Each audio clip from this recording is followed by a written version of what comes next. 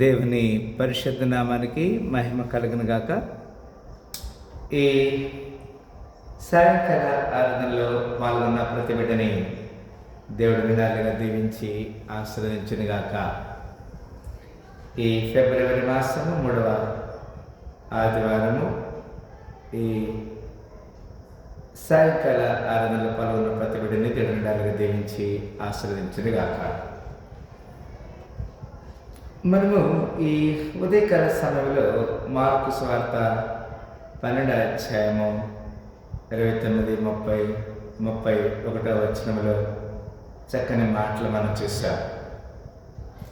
అక్కడ మనం చూసినప్పుడు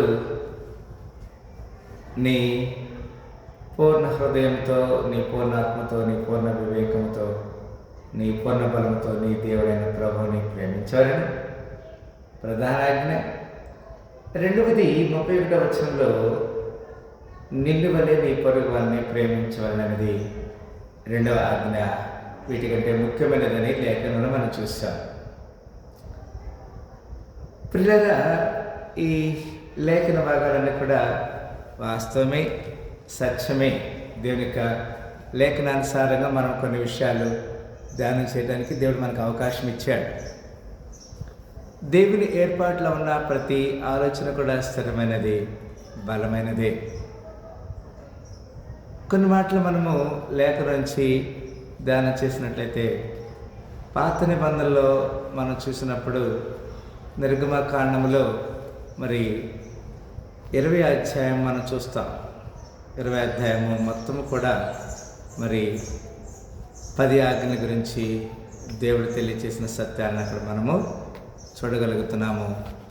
ప్రియులారా, అంత మాత్రమే కాదు, దేవుని యొక్క లేఖనానుసారముగా దేవుడు చెప్పినటువంటి ప్రతి ఆలోచన మనము స్థిరమని ఎరిగి నమ్మి ప్రార్థన చేసినట్లయితే ఈ నిర్గమకాండం 20వ అధ్యాయంలో ఉన్నటువంటి 10 ఆజ్ఞల్ని సింప్లిఫై చేసి మరి యేసుక్రీస్తు వారిని అక్కడ ఉన్నటువంటి శాస్త్రులు, పరిసయ్యులు పరిశోధించారు. ముఖ్యమైన ఆజ్ఞ ఏదన్నప్పుడు దాన్ని ఆయన సింప్లిసిటీ చేస్తూ మొట్టమొదటిది దేవుణ్ణి ప్రేమించాలని, రెండవది మరి నిన్ను వలె నీ పొరుగు వారిని ప్రేమించాలనే మాటలు కూడా ఇక్కడ లేఖనానుసారంగా మనము చూడగలిగినాము. ప్రియులారా, ఇక్కడ ఒక మాట కూడా మనం చూస్తాం. గలతీయులకు రాసిన పత్రిక 5వ అధ్యాయంలో 14వ వచనంలో కూడా ఒక మాట వ్రాయబడినది. గలతీయులకు రాసిన పత్రిక 5వ అధ్యాయము 14వ వచనంలో మీ కొరకు నేను చదవాలని, ధర్మశాస్త్రం అంతయు నిన్ను వలె నీ పొరుగు వారిని ప్రేమించమని ఒక్క మాటలో సంపూర్ణమైనదని అంటాడు. పాత నిబంధనలు నిర్గమకాండం 20వ అధ్యాయం చూసినప్పుడు దేవుడు మనకి 10 ఆజ్ఞలు గల 2 రాతి పలకలని ఇది ధర్మశాస్త్రం అని చెప్పాడు. మార్కు సువార్త 12వ అధ్యాయము 29, 30, 31 వచనం చూసినప్పుడు దేవుని ప్రేమించాలని చెప్పాడు, పొరుగు వారిని ప్రేమించాలని చెప్పాడు. గలతీ 5వ అధ్యాయం 14వ వచనం మనం చూసినప్పుడు ధర్మశాస్త్రం అంతా నిన్ను వలె నీ పొరుగు వారిని ప్రేమించిన ఒక మాటలో సంపూర్ణమైన అంటాడు. ఇక్కడ మనము ఎలాంటి కన్ఫ్యూషన్ అవసరం లేదు. పాత నిబంధనలు ఇచ్చిన 10 ఆజ్ఞల్ని కొత్త నిబంధనలో మార్కు 12లో 2వ ఆజ్ఞలుగా సింప్లిఫై చేశారు. అదే గలతీయులకు రాసిన పత్రిక 5వ అధ్యాయం 14వ వచనం మనం చూసినప్పుడు ఒక్క ఆజ్ఞతో ధర్మశాస్త్రం అంతా నెరవేర్చబడుతుందనే మాటను మనము చూడగలిగినాము. ప్రియులారా, కొన్ని మాటలు నేను మరి ఈ మార్కు సువార్త 12వ అధ్యాయము 29వ వచనంలో మనం చూసినప్పుడు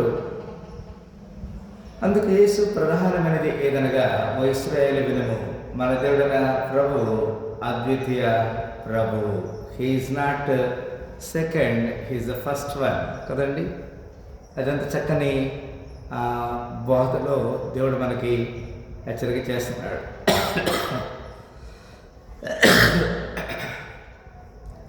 And Jesus answered him, the first of all the commandments is, Hear, O Israel, the Lord our God is one Lord. Verse 30, And thou shalt love the Lord thy God with all thy heart and with all thy soul and with all thy mind and with all thy strength. This is the first commandment. 31st verse. And the second is like, namely this, Thou shalt love thy neighbor as thyself. There is none other commandment greater than these. ఇక్కడ మనం అనేక సార్లు ఈ లేఖనాన్ని చూసినప్పుడు mark 12:32లో ఈ విధంగా రాయబడినది. Mark 12:32లో అసలు బోధ కూడా బాగుగా చెప్పుతుంది. ఆయన అద్వితీయుడనియు ఆయన తప్ప వేరొక దేవుడు లేడని చెప్పిన మాట సత్యమే. యేసుక్రీస్తు వారు చెప్పిన మాట సత్యమే కాబట్టి సత్యాన్ని వాళ్ళు టేకిస్తున్నారు. మార్కు 12:33లో పూర్ణ హృదయంతోనూ పూర్ణ వివేకంతోనూ పూర్ణ బలంతోనూ ఆయన ప్రేమించుటే ఒకడు తన వలె తన పొరుగువారిని ప్రేమించి సర్వాంగ హోమం వలె కంటేను బల్ల కంటేను అధికమని ఆయనతో చెప్పాడు. We must love foremost and very important and unique to love the Lord.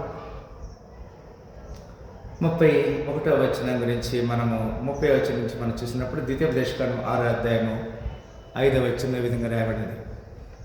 నీ పూర్ణ హృదయంతోనూ నీ పూర్ణాత్మతోనూ నీ పూర్ణ శక్తితోనూ నీ దేవుడని యెహోవాను ప్రేమించవలెను. ఇది ద్వితీయోపదేశకాండము 6వ అధ్యాయము 5వ వచనం ఈ విధంగా రాయబడినది. 1వ రాజులు 3వ అధ్యాయము 3వ వచనంలో తన తండ్రి అయిన దావీదు నియమించిన కట్టడను అనుసరించుచు సొలొమోను యెహోవా యందు ప్రేమించను గాని ఉన్నత స్థలముల యందు అతడు బలులను మాత్రము అర్పించుచు ధూపం వేయించి ఉండినంటాడు. ఇదంత గొప్ప కృప. దేవుడు మనకిచ్చినటువంటి ఆజ్ఞల్ని అనుసరించడం అనేది, దేవుని చిత్తాన్ని జరిగించడం అనేది దేవుని ఏర్పాట్ల భాగం. 31వ అధ్యాయంలో నీ పొరుగువారిని ప్రేమించాలనే మాట చెబుతూ లేవి 19:13 ఈ విధంగా రాయబడింది. పొరుగు వారిని హింసించకూడదు, వారిని దోచుకొనకూడదు, కూలి వారిని కూలి మరునాటి వరకు నీ యొద్ద ఉంచుకొనకూడదు. Love your neighbour. You must love constantly to the Lord, to love your neighbour. మత్తయి సువార్త 7:12లో మత్తయి సువార్త 7:12 కావున మనుషులు మీకు ఏమి చేయవాలని మీరు కోరుదురు అలాగనే మీరు వారికి చేయండి, ఇది ధర్మశాస్త్రము ప్రవక్తల ఉపదేశమైనది అంట. మనం దేవునికి లోబడే క్రమంలో ఇది చాలా ప్రాముఖ్యమైన విషయంగా లేఖనం మనకు తెలియజేస్తుంది. పిల్లారా, అంత మాత్రమే కాదు, మనం చూసాం కదా, గలతీయులకు రాసిన పత్రిక 5వ అధ్యాయం 14 వచనం మనం చూసినప్పుడు ధర్మశాస్త్రం అంతయు నిన్ను వలె నీ పొరుగువారిని ప్రేమించి మన ఒక్క మాటలో సంపూర్ణమైనదంట. లేవికాండము 19వ అధ్యాయం 34 వచనంలో మీ మధ్య నివసించు పరదేశిని మీలో పుట్టిన వారిని వలె ఎంచవలను, నిన్ను వలనే వారిని ప్రేమించవలను. ఐగుప్తు దేశంలో మీరు పరదేశులు ఏంటివి, నేను మీ దేవుడినై ఉన్నాను అంట. ఇది చాలా ప్రాముఖ్యతని సంతరించుకున్న మాట. మార్కు సువార్త 1వ అధ్యాయం 33వ వచనం పూర్ణ హృదయంతోనూ పూర్ణ వివేకంతోనూ పూర్ణ బలంతోనూ ఆయన ప్రేమించడే ఒకడు తన వలె తన పొరుగువారిని ప్రేమించడే సర్వాంగ హోమం కంటే బలర్పించడం కంటే అధికమని ఆయనతో చెప్పారు. ఇవన్నీ కూడా మరి దేవుని ప్రేమించే క్రమాన్ని దేవుడు మనకు తెలియజేస్తున్నాడు.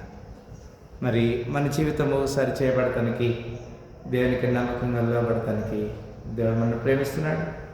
మనం మన జీవితాన్ని సరి చేసుకుందాం, అలాంటి కృపకి పాత్రలుగా ఉందాం. అలాంటి కృపల దేవుడు మనం దానికి దీవించి ఆశీర్వదించునుగాక. ఈ సాయంకాల ఆరాధనలో మనం చూసాము,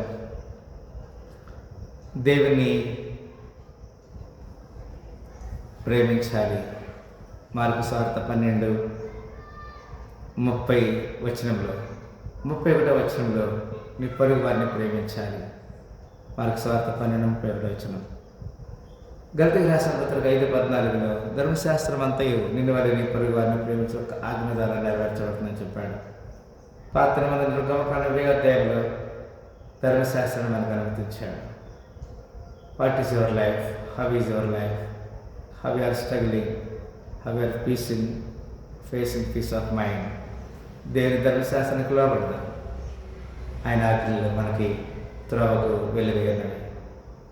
ఆయన మాట మనకి ముత్యాల మూట. ప్రార్థన చేస్తాం. స్తోత్రములు, ప్రేమ గల తండ్రి, సాయంకాల సమయంలో మీరే మాతో మాట్లాడుతూ మమ్మల్ని హెచ్చరిక చేశారు. అందరూ దాన్ని తెలియజేస్తుంది. ఈ సాయంకాల శుభంతునికి సహాయించమని, ఈ పునరుద్ధాన ఆరాధనలో ఈ శుభంతునికి సహాయించమని యేసుక్రీస్తు పరిశుద్ధ నామమున ఈ ప్రార్థన వేడుకుంటున్నాం తండ్రి. ఆమేన్, ఆమేన్, ఆమేన్. మరొకసారి సాయంకాల ఆరాధనలో పాల్గొన్న ప్రతి బిడ్డని దొడుగున్నారుగా దీవించి ఆశీర్వదించును గాక.